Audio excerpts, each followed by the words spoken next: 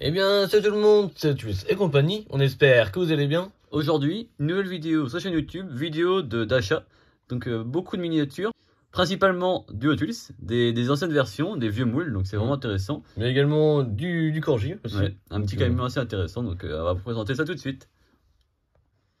On débute la vidéo avec un moule très intéressant.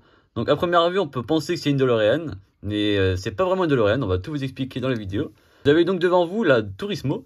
On peut penser que c'est une DeLorean, mais c'est normal parce qu'à l'époque, le designer a une histoire assez rigolote entre Mattel et les licences de chez DMC. Pour recontextualiser, à l'époque des années 70-80, il y avait donc Bob Rosa qui était un peu le patron chez Mattel de tout le développement de la gamme, etc.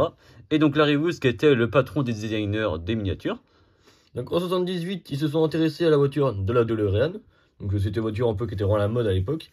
Donc qui faisait l'objet d'une grande attention de la part des médias à l'époque. Donc Joel Rubinstein, donc juriste produit chez Mattel, donc c'était vraiment quelqu'un d'assez important aussi à l'époque, donc a reçu l'accord verbal de la DeLorean Motor Company pour produire cette dernière chez Hot Wheels. Donc basé sur le prototype de la DeLorean. Ouais, donc on peut voir que les photos d'époque du moule même de chez Hot Wheels, on peut voir vraiment qu'elle a été bien reproduite par rapport au concept de DMC. On peut voir les photos d'époque même du salon, c'était vraiment magnifique, hein, ça rappelle vraiment les belles époques. Donc Hot Wheels avait fait le moule, c'était déjà tout prévu, ils avaient tout développé, fait plusieurs échantillons. Et ensuite, pour des raisons qui sont pas encore très claires aujourd'hui, DMC a décidé de ne pas autoriser Mattel à fabriquer la version moulée de la voiture. Donc pour récupérer les coûts associés à la conception et à l'outillage, donc Bob a convaincu Mattel de modifier donc du coup le moule. Ouais. Donc afin de changer l'apparence de la voiture, de manière à ce qu'on se rende pas compte que c'est exactement une DeLorean. Voilà, même si on voit vraiment quand même qu'il y a une grande ressemblance. On voit quand même que les bases sont les mêmes. Mais c'est normal, puisqu'à l'origine, ça aurait dû être la DeLorean. Voilà. Donc la version a été donc rebaptisée Turismo et vendue en 81. Donc on peut voir des photos du prototype d'époque qui sont vraiment intéressantes, qui montrent cette fois-ci vraiment la DeLorean avec l'arrière vraiment différent par rapport à la Turismo, etc. Et donc ensuite, Hot Wheels a sorti par la suite, vraiment des années plus tard, en collaboration avec DMC, la vraie DeLorean. On peut voir les premières versions donc, dans les années 2010, etc. Et on peut voir notamment en 2015 une version, donc une DMC DeLorean, donc qui était sortie aux couleurs de la version rouge que vous avez devant vous. Donc c'était vraiment intéressant de voir qu'ils avaient fait un petit clin d'œil à l'époque avec cette fois-ci le vrai moule de la DeLorean. Donc elle est rouge avec le même type de couleur, un peu moins de typographie, mais c'est vraiment le même style. Pour revenir à celle-ci, c'est une des premières, donc sortie en 81. Donc en mainline, donc elle était dans un très beau rouge comme on peut voir, ouais. vraiment, elle est vraiment en très bon état. Très bel état. Magnifique. Donc avec les jantes BW, donc voilà, les fameuses jantes de l'époque.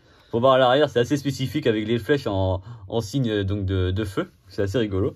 Le châssis est en excellent état. Donc elle est vraiment toute neuve. Ouais. Vraiment. Made in Hong Kong. Ça fait plaisir. Ça, c'est vraiment une belle pièce qu'on est content d'avoir pu récupérer. En plus, on n'avait encore aucune du moule Turismo. On avait évidemment les versions de DeLorean classiques, mais pas le Turismo. Donc à savoir que ce moule-ci totalise environ 9 variantes. Vraiment très intéressant, en plus en très bon état. Donc pour me dire qu'à plus de 40 ans, c'est vraiment agréable. On poursuit cette fois-ci avec un véhicule anglais. Donc la fameuse marque Corgi. Donc cette fois-ci, un poids lourd. Donc ça change un peu, on voit donc un pétrolier. Voilà, ça c'est un moule qu'on n'avait pas encore. Donc à l'effigie du célèbre pétrolier Shell, donc vraiment très sympa. Qu'on voit plus tellement maintenant par chez nous, mais donc qui est encore très présent dans le monde. Voilà, qui est très présent dans le monde, mais en plus il est en très bon état celui-ci. Donc à savoir qu'à l'époque Corgi l'a fait également sous différentes licences, sous différents pétroliers. On vous met quelques photos, c'est intéressant. C'est vraiment un moule différent de celui qu'on a d'habitude, qui est sorti en version plus typée, on va dire messagerie, tout ça, fret, et pas non plus, et pas une citerne comme celui-ci.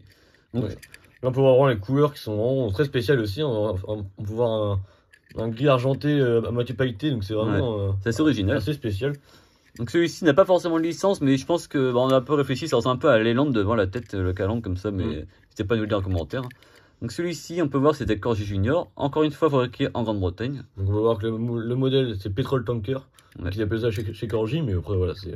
Donc c'est sans licence, mais avec quand même une marque Shell, donc intéressant. On passe maintenant à une série qui nous tient vraiment à cœur. Qu'on a complété avec 2 modèles. C'est la série Retro Style, donc c'est vraiment très sympa. Donc une série qui reprend les codes stylistiques des années 70. Voilà, c'est ça. Donc c'est vraiment très beau. Vraiment l'effigie des modèles, des premiers moules, le premier blister on va dire plutôt. Donc de chez Hot Wheels, donc c'est vraiment... Le bleu comme ça c'est vraiment magnifique, hein, le vieux logo. Ouais. C'est vrai que tu verras ça de loin, on pourrait limite croire que c'est un vrai vieux blister. Ouais. En plus on en a acheté il n'y a pas longtemps des vrais vieux blisters, donc on pourra comparer dans la prochaine vidéo, ce sera intéressant. Donc le premier modèle c'est la Nova, donc Chevy Nova 2 pour le nom entier. donc de 1963. Donc c'est vraiment un modèle très très sympa. Ouais, donc on en a déjà plusieurs dans la collection. Donc à savoir que ce moule-ci est ensuite appelé sous le nom de Nova tout court. Ouais, ils avaient enlevé le 2. Voilà, donc à partir de 69. Donc c'était vraiment raccourci. Enfin, voilà.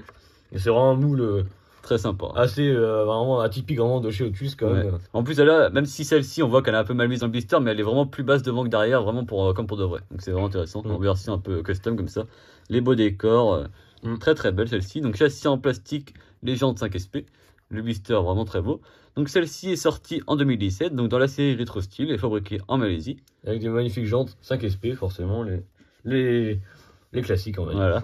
Donc c'était Ryo Asada qui s'était attelé à faire la version Hot Wheels. Elle est sortie sous 9 variantes entre 2016 et 2019.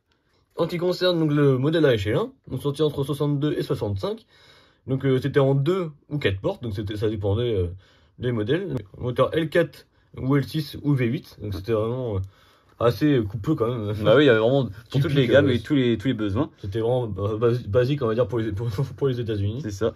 Et également, ce qui est intéressant, c'est de voir que Hot Wheels a reproduit la première génération de Nova, parce qu'à chaque fois, après, on en a vu beaucoup et des plus jeunes, et là, c'est la première génération, donc sortie dès 62.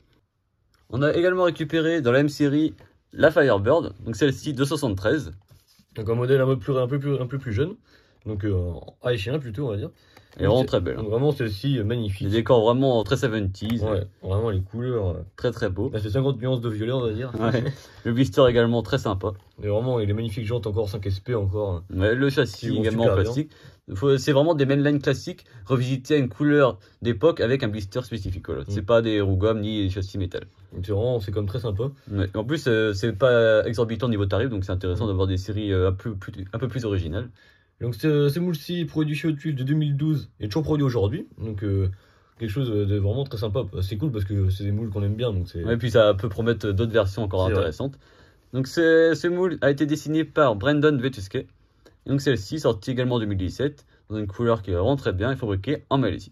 On poursuit chez Hot Wheels avec un moule emblématique, c'est le The Demon. Ça c'est un moule qu'on affectionne particulièrement parce qu'on a des vieilles versions made in France. Ce moule-ci est sorti entre 70 et 2015 et est dessiné par Howard Reese. Donc vous avez devant vous une version assez spécifique. Elle était sortie de la série Hot Wheels Racing. Donc on en a deux. On a récupéré la 21 et la 40 en excellent état. Couleur vraiment très particulière. Notamment celui-ci aux couleurs du réseau de garage Motorcraft. Donc c'est vraiment rigolo. Ça c'est vraiment marrant. Et puis du coup cette série-là donc, est sortie en 2001. C'est fabriqué en Thaïlande. Avec des jantes 3SP cette fois-ci. Ouais, donc là, vraiment les jantes qu'on n'affectionne pas particulièrement, mais bon. Alors, non. C'est très spécifique, après, voilà. Il y en a qui aiment, d'autres qui n'aiment pas. Il y en a qui vont adorer les jantes 3 branches, comme le gars des roues, notamment sur Instagram. Mais nous, c'est pas forcément ce qu'on préfère, mais après, c'est rigolo. Également, point à noter, la collection est composée de 4 modèles. Donc il y a 2 autres modèles d'une autre couleur et avec un autre numéro également qui font partie de la même série. N'hésitez pas également à nous dire dans les commentaires si jamais vous possédez un modèle de cette série-là. Ouais, parce que ça c'était vendu à l'époque exclusivement aux États-Unis. Donc ça c'est également de l'import, donc c'est intéressant. Donc en ce qui concerne la Demon, elle est sortie donc, la première fois en mainline donc, en 1970, basée sur le Shocker Ford 32 Lil Coffin, donc customisé par Dave 2K. Donc dans les années 50-60, donc c'est vraiment... c'est également un dieu du custom. C'est vraiment extrême, là on voit que c'est vraiment... C'est vraiment rigolo qu'à l'époque, Mattel reproduisait des showcars comme ça, des concepts de l'époque, faits par des designers indépendants, donc c'est vraiment rigolo. Pas forcément une marque ou un groupe d'automobile. Donc cette dernière donc, est disponible, donc généralement avec un intérieur noir, mais peut également l'être avec un intérieur blanc. Ouais, donc c'est beaucoup plus rare en blanc, en version Hot Wheels évidemment. Voilà. Donc le Demon a été rebaptisé Prowler, diversement nommé Prowler ou The Prowler en 73, en raison de plaintes apparentes de parents religieux, parce que le nom The Demon, ça fait penser au diable, donc c'était un peu dérangeant apparemment à l'époque. C'est vraiment rigolo ces sortes d'anecdotes. Donc il existe des versions, donc les premières c'est des Redline évidemment, on peut voir avec une couleur très strict, très flamme, tout ça. Et donc là, cette fois-ci, on retrouve des choses bien plus conventionnelles au niveau couleur, mais avec des décors assez particuliers. On poursuit avec un utilitaire pour changer. Vous aurez remarqué, c'est le magnifique GMC Motorhome. Donc Motorhome, c'est pour camping-car. Donc les camping-cars américains assez excentriques, grossis au niveau longueur, largeur, c'est assez incroyable. Je pense que même si on compare à côté d'un combi, c'est vraiment énorme au niveau longueur. Là, c'est vraiment limite un bus quoi. C'est en plus ce 6 roues comme ça, c'est vraiment incroyable, c'est magnifique. C'est vraiment très spécial quand même. Celui-ci en plus en couleur comme ça rappelle vraiment les 70-80, c'est magnifique. Chez Hot Wheels, il est sorti de 77 à 2016, donc c'est une durée de vie quand même assez longue. Ouais. Celui-ci sorti en 80, made in Hong Kong. Avec des jantes BW, comme BW d'habitude. encore une fois, donc c'est vraiment. Très belle jante. Ouais, ça, Elle est vraiment très bien en plus comme ça, c'est pas de fioriture. D'ailleurs, petite dédicace à Steph qui adore ces roues-là avec sa collection de vieilles Hot Wheels, c'est vrai que c'est très sympa. Hein. C'est vrai. Donc le GMC Motorhome a également une très belle histoire chez Hot Wheels, c'est assez intéressant de pouvoir connaître tout ça. Donc il a été conçu par Bob Rosas et Larry Woods. Donc Rosas a contacté GMC et lui a demandé l'autorisation de le concevoir, donc le motorhome. Donc GMC a ensuite demandé une trentaine de motorhomes finis plaqués or pour ensuite donc, les distribuer à ses représentants commerciaux. Donc c'est vraiment une sorte d'échange une en fait. demande vraiment très spéciale quand même. À ils leur donnent la licence en échange, ils veulent des GMC plaqués or. Plaqués or, faut vraiment. Donc ça aujourd'hui évidemment c'est presque introuvable de trouver la version dorée comme on peut voir sur l'image. Même à l'époque des fans de demande comme ça paraissait. Il peut y avoir ça que aux US en fait. C'est vraiment un truc. C'est typiquement américain. En fait. Voilà, c'est ça. C'est vrai que c'est vraiment rigolo même qu'ils aient accepté de faire ça. C'est parce vrai. que ça a vraiment un côté pub et tout ça pour les deux côtés. Donc ils ont donné leur accord et GMC a donc envoyé les plans et tout ça pour reproduire la version camping car comme ça. C'est vraiment rigolo. On peut voir notamment des photos d'époque qui est vraiment énorme. Hein. Je pense que même conduire ça aujourd'hui en France, ça doit être assez impressionnant. Donc nous, on en a déjà une version Trizeron de l'époque plus jeune mais quand même assez ancienne. Également des versions mainline plus classiques. Et donc là, on rentre une des plus vieilles versions, donc c'est vraiment intéressant. Donc on peut voir que celui-ci va quand même avoir bientôt 45 ans, donc ça commence à faire quelques années. On termine la vidéo, cette fois-ci avec du Hot Wheels Premium, avec ce magnifique duo pack. Donc vraiment. Très germanique. Hein. Voilà, très germanique. De par les deux modèles présentés. Donc on a d'une part la très belle 3 litres CSL de 73. Vraiment. En version premium. C'est vraiment très beau. Très très beau. On voit pas grand chose avec les plastiques parce que c'est très protégé, mais on vous mettra quelques photos trouvées sur internet sans emballage pour bien la voir. Mais... Bien sûr, on va pas l'ouvrir comme ça. Non, on va tout garder dans son emballage. Vraiment, mais c'est très sympa. Ouais. Donc on peut voir vraiment tous les détails, hein, vraiment. Les jantes type BBS comme ça. Voilà, les roues gommes, enfin c'est. Le châssis en métal, elle a vraiment tout, donc c'est vraiment intéressant. En plus des couleurs motorsport en plus, donc c'est vraiment très beau. C'est vrai. Ensuite, dans ce duo pack, il y a également la 320, donc en groupe 5. Donc c'est vraiment. C'est un peu plus rare comme c'est un peu moins commun à chez L1, c'est vrai, parce qu'on parle beaucoup de la 3 litres CSL, mais on parle beaucoup moins de celle-ci, je trouve. Ouais, en plus, nous, on n'avait encore aucune chez Hot Wheels. Savoir que c'est une première édition, donc un nouveau moule également, donc ça change un peu et c'est vraiment intéressant. Elle est vraiment très bien faite également. On trouve vraiment les couleurs officielles. On vous met des photos pour comparer avec le modèle réel. Ils se sont vraiment bien inspirés et c'est intéressant de voir qu'ils ont bien reproduit. Donc en ce qui concerne donc, l'A320 Turbo HL1, donc c'était une voiture de course du groupe 5, donc, évidemment, construite par BMW Motorsport, donc vous l'aurez compris, pour la compétition des voitures de tourisme. Ouais, donc en fait c'était l'équivalent du Super Tourisme à l'époque. Donc c'était un championnat de super production avec toutes les berlines de l'époque. Donc la voiture est évidemment propulsée par le 4 cylindres en ligne turbo de 2 litres. Donc c'était vraiment un moteur comme qui était hyper très performant comme pour les. Savoir qu'il développait 600 chevaux quand même, donc c'est vraiment pas mal. Donc accouplé à une boîte de vitesse manuelle 5 rapports. Donc avec des pilotes comme Derek Bell, donc un pilote très connu, notamment qui a fait de la Formule 1, etc. Donc elle a gagné plusieurs championnats, notamment des très belles courses, également le championnat du monde des makes en 78. Où cette dernière a remporté 7 courses de sa division, donc c'est quand même assez énorme. Ouais, donc elle a vraiment eu un très beau succès. À savoir que BM en a fabriqué 28 pour la compétition. Donc soit je pense en écurie privée ou écurie officielle.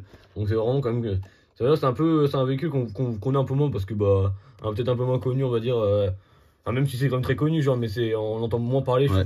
C'est beaucoup plus connu je pense en Allemagne que par rapport à la 3 CSL qui est connue vraiment tout en Europe entière. Ou alors vraiment pour les fans vraiment qui les puristes vraiment connaissent. Mais voilà.